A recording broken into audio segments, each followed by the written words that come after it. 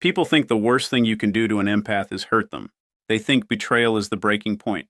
They think the deepest wound comes from lies, abandonment, manipulation, or cruelty. But they are wrong. The most dangerous part isn't the pain you cause an empath. It's what that pain eventually creates. Because the real horror begins when the person who spent years understanding everyone else finally understands you. And even more terrifying, they understand themselves. Most people imagine an empath breaking down, crying, begging, explaining, trying one last time to save a relationship that should have ended years ago. But that's not what happens. Not in the end. The true horror begins when the empath stops trying, when the endless explanations cease, when the forgiveness runs dry, when the emotional signal you've relied on for years suddenly goes silent. Not because they stopped caring, because they finally saw the truth.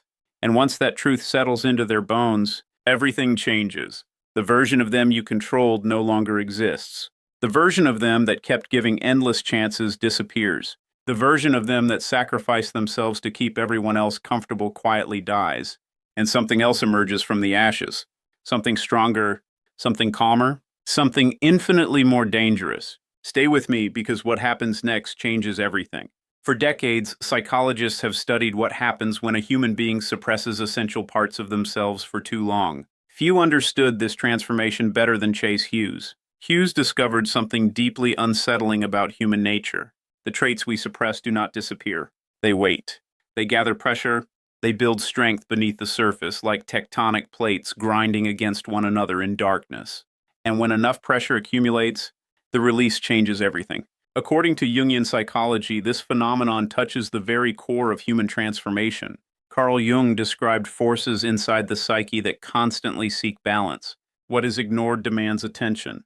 What is buried seeks expression. What is denied eventually returns, sometimes stronger than before. Jung called part of this process shadow integration. Hughes understood something terrifying about it. The qualities an empath often rejects, anger, boundaries, self-protection, assertiveness, emotional distance, do not vanish. They retreat into the unconscious, and there they wait, silent, patient, growing, like a fortress being constructed beneath the earth while everyone above believes the ground is stable. For years, the empath lives according to a painful illusion. They believe love means endurance. They believe understanding means tolerating. They believe compassion requires self-sacrifice. So they absorb pain again and again and again. They become emotional shock absorbers for everyone around them. When others explode, they remain calm. When others betray, they forgive. When others disappear, they wait. When others wound them, they search for reasons to understand rather than reasons to leave. Slowly, without realizing it, they become a sponge for suffering. Every disappointment sinks into them. Every broken promise leaves residue. Every act of manipulation adds another invisible scar. Yet they continue because hope is one of the empath's greatest strengths and one of their greatest vulnerabilities. They see potential where others see reality. They see wounded children inside destructive adults. They see possibility inside people who have no intention of changing.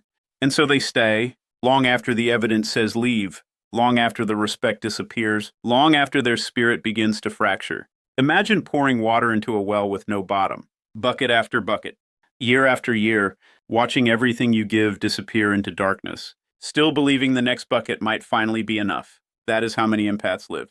They pour themselves into emotional voids. They offer loyalty where loyalty is never returned. They build bridges for people who only burn them. They become caretakers of relationships that survive entirely because of their effort. And eventually something devastating happens. They begin abandoning themselves. Not all at once, quietly, almost invisibly. A boundary ignored here, a need dismissed there, a truth swallowed, an emotion suppressed, an instinct overridden. Each compromise seems small, but together they create something catastrophic, the loss of self. Jung referred to this imbalance as a disruption of psychic equilibrium. The psyche cannot endlessly sacrifice one side of itself without consequences. Nature demands balance. The soul demands wholeness. And every act of self-abandonment creates a debt that must eventually be paid. Meanwhile, the people benefiting from the empath's endless patience rarely notice the damage. Why would they? The bridge still stands. The light is still on. The signal is still transmitting. The empath is still showing up, still understanding, still forgiving, still carrying the emotional weight. But beneath the surface, cracks are spreading. hairline fractures moving through the foundation, invisible at first, then larger, then irreversible, like a rubber band stretched beyond its design. Each betrayal pulls it tighter, each disappointment stretches it further. Each act of disrespect increases the tension, until one day, the breaking point arrives, and when it does, it doesn't look like what anyone expects. There is no screaming, no dramatic confrontation, no emotional explosion, no final argument, because the true breaking point of an empath is rarely loud. It is terrifyingly quiet. A single realization, a single moment of clarity, a single internal click, the kind of moment that changes a life forever. It might happen during a conversation. It might happen while staring at a ceiling at 3 in the morning. It might happen after hearing the same lie one too many times, or watching the same cycle repeat yet again. Suddenly, the illusion collapses. Not slowly, instantly, like a lock turning inside a sealed vault, like a receiver shutting down after years of static, like a bridge collapsing without a sound. In that moment, something extraordinary occurs. The empath stops trying to save what refuses to be saved. And for the first time in years, they stop abandoning themselves. The change is so subtle that most people miss it. At first, nothing on the surface appears different. The empath still speaks politely, still responds, still carries themselves with the same calm presence everyone has always known. But beneath that calm exterior, an ancient mechanism has awakened. The emotional contract has been terminated. The endless internal negotiations have ended. The part of them that kept saying, maybe if I try harder, has finally fallen silent. And that silence is not weakness. It is the beginning of power. This is where Hughes believed many people completely misunderstand transformation. They mistake the absence of emotional reaction for emotional damage.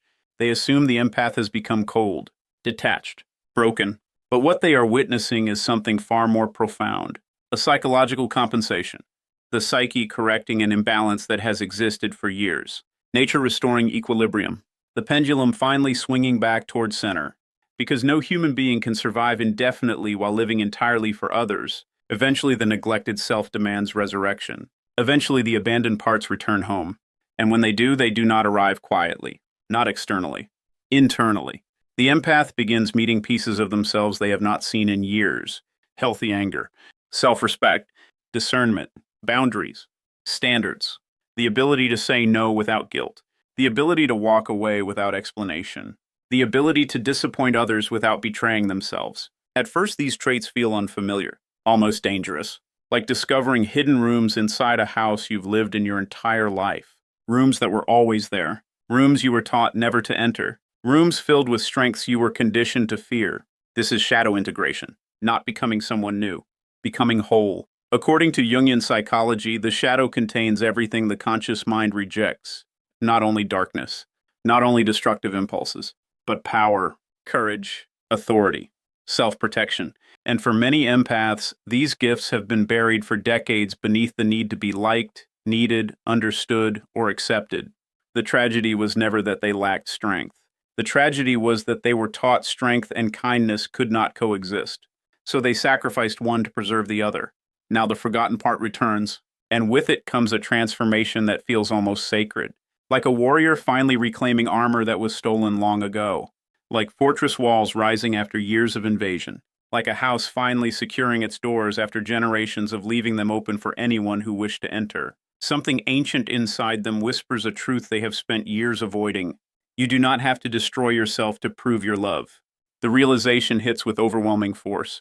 Every moment they betrayed their instincts. Every warning they ignored. Every red flag they explained away. Every boundary they surrendered. Every time they chose someone else's comfort over their own survival. Suddenly the pattern becomes visible, like shattered glass catching sunlight for the first time. And once seen, it cannot be unseen. This is where the manipulators begin to panic. Not immediately. At first they sense only a subtle shift. Something feels different. The usual emotional hooks no longer catch. The familiar guilt no longer lands. The carefully rehearsed apologies produce less and less effect. The empath listens, but something has changed behind their eyes. The old emotional doorway has disappeared. The manipulator reaches for control and finds empty air.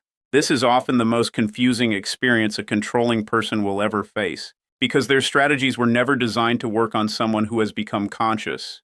They depended on predictability, on emotional access, on guilt, on obligation, on the empath's fear of conflict. on their fear of disappointing others, on their fear of abandonment. But now those fears are dissolving, one by one, like chains rusting away in sunlight.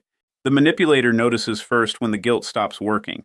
This is usually their favorite tool, a reliable weapon used for years, sometimes decades, a disappointed tone, a subtle accusation, a reminder of everything they've supposedly done for the empath, an implication that boundaries are selfish, an implication that self-respect is cruelty, an implication that saying no makes them a bad person. For years, these tactics worked, because the empath carried responsibility for everyone else's emotions. But now something extraordinary happens. The guilt arrives and finds nowhere to attach. Like an arrow striking stone, the empath simply observes it, without absorbing it, without carrying it, without becoming it. And this changes the entire game. Soon the apologies begin. Not genuine accountability, strategic apologies. The kind designed to restore access rather than repair damage. The kind designed to reset the cycle. The kind that once felt convincing. But now the empath sees through them. Not because they became cynical, because they became clear. Clarity is devastating to manipulation. Manipulation requires fog, confusion, self-doubt, emotional exhaustion. The moment clarity arrives, the illusion begins collapsing. Like stage scenery falling apart when the theater lights suddenly come on. For the first time, they stop listening to words and start observing patterns. Promises become irrelevant. Behavior becomes everything. And patterns tell the truth words try to hide. The manipulator becomes increasingly desperate. Love bombing intensifies. Attention increases. Affection suddenly returns. Grand gestures appear. Declarations emerge. Future promises multiply. Yet none of it feels the same anymore. Because the emotional leash has been severed. The signal has been extinguished. The hook no longer finds flesh. What once felt irresistible now feels transparent. Like watching a magician perform tricks after learning how every illusion works. The performance continues. But the spell is broken. This is often the moment outsiders misunderstand completely. They assume the empath has become cruel, unfeeling, emotionally unavailable. But the opposite is true. For the first time, the empath is emotionally available to themselves. For the first time, their compassion includes their own suffering. For the first time, their empathy extends inward instead of exclusively outward. And that changes everything. Hughes understood that true confidence rarely announces itself. It doesn't scream. It doesn't threaten. It doesn't demand recognition. Real confidence becomes quieter as it grows. The empath begins embodying this principle. They stop explaining every decision, stop defending every boundary, stop seeking permission to protect their peace, stop requesting validation for choices that honor their well-being. Their energy changes. Their posture changes. Their presence changes. Not dramatically, subtly, but profoundly. Like a mountain that has always been there yet suddenly becomes impossible to ignore. People feel it before they understand it, an unfamiliar stability, a new emotional gravity, a calm certainty, the kind that cannot be manipulated because it is no longer dependent on external approval. This is the beginning of sovereignty, not control over others. Control over self, the highest form of power, and perhaps the rarest, because most people spend their entire lives trying to control external circumstances, trying to manage perceptions, trying to force outcomes, trying to secure love through performance, trying to earn worth through sacrifice. The empath is finally stepping off that exhausting treadmill, finally realizing something that changes their entire existence. Their value was never negotiable. Their worth was never dependent upon being needed. Their humanity was never contingent upon endless self-sacrifice. And once that realization settles into the deepest layers of identity, the transformation becomes irreversible. Like a door opening that can never again be closed. Like dawn arriving after a lifetime of darkness. Like a prisoner discovering the cage was never locked. The person who once tolerated everything no longer exists.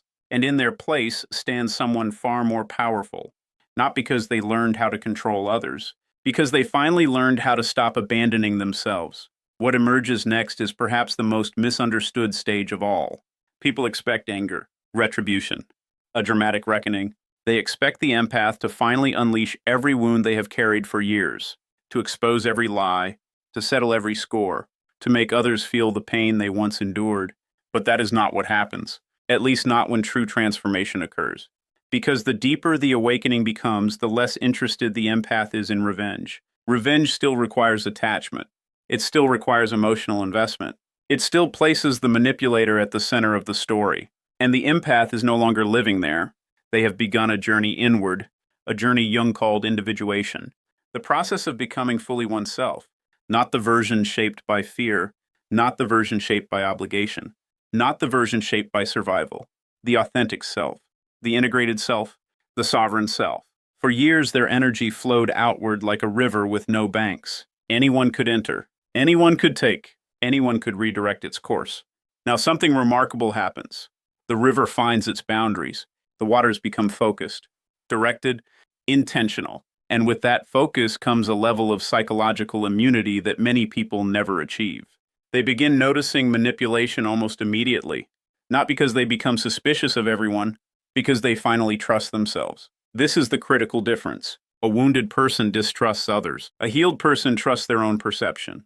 The empath starts recognizing patterns long before they become problems. The subtle disrespect hidden inside jokes, the inconsistency disguised as confusion, the self-centeredness disguised as vulnerability, the control disguised as concern, the manipulation disguised as love.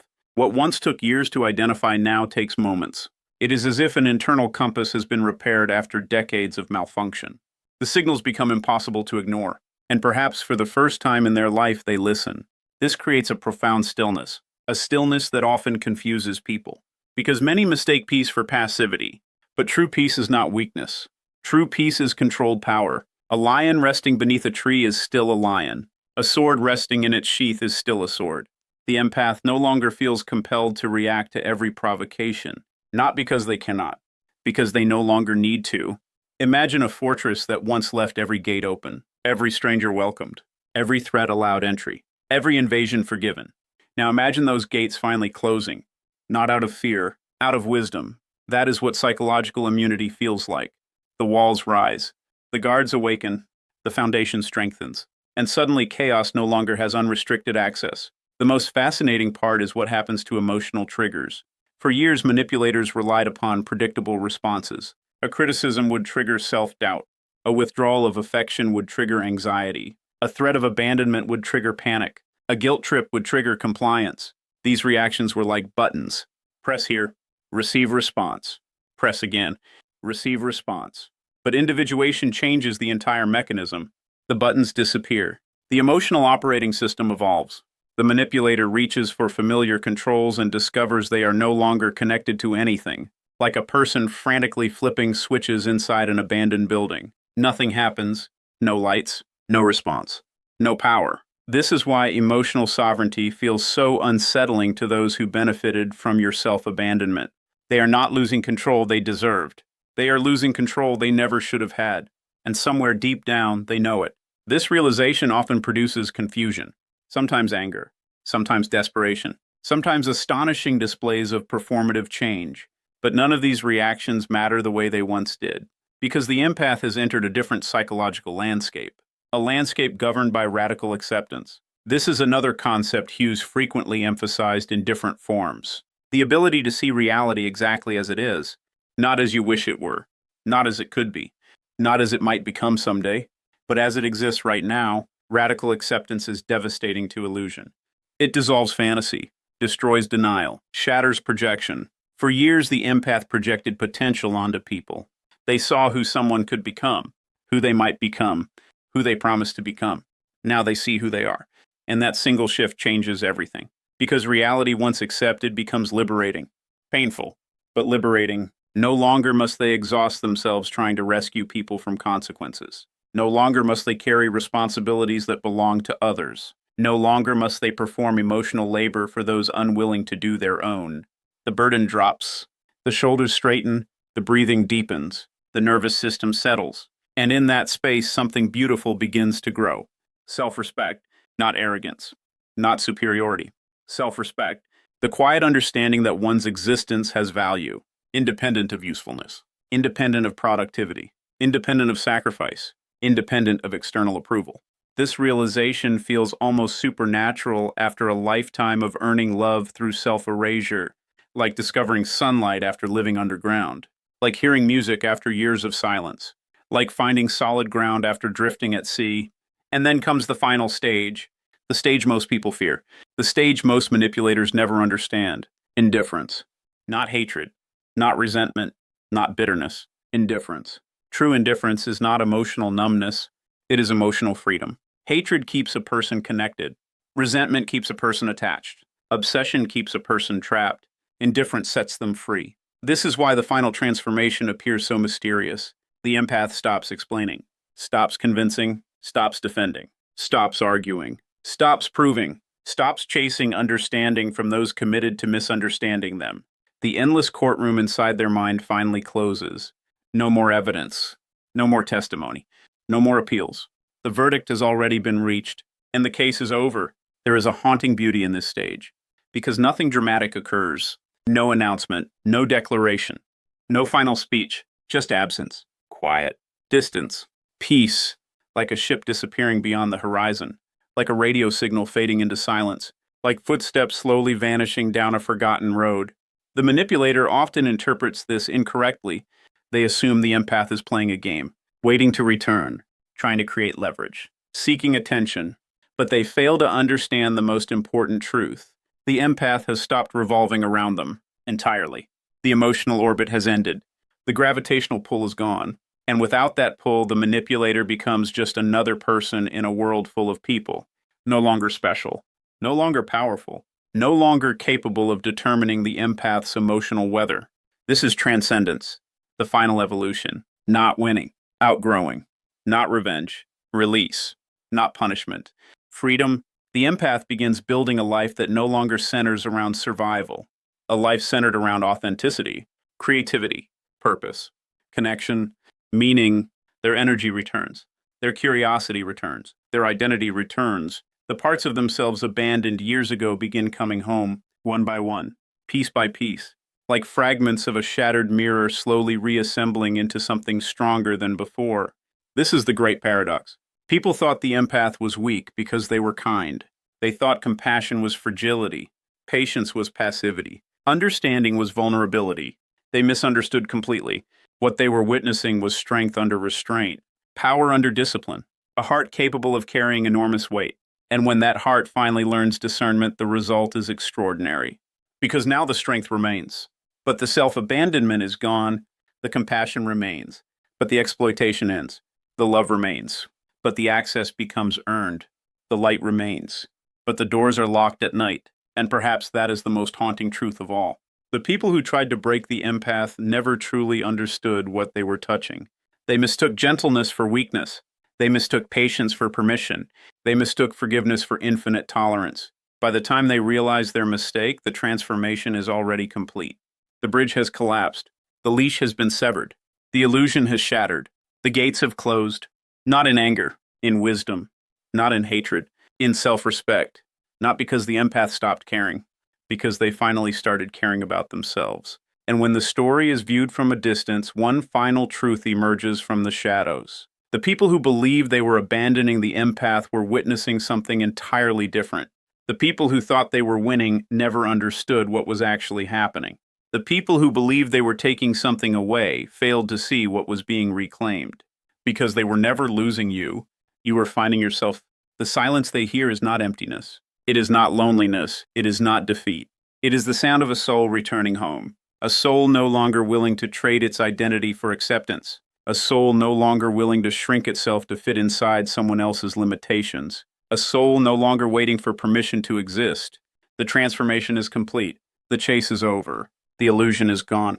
And standing where the wounded empath once stood is someone unrecognizable to those who benefited from their suffering. Someone calm, someone clear, someone whole, someone free. They are no longer waiting to be chosen. They have already chosen themselves. And that changes everything. Forever.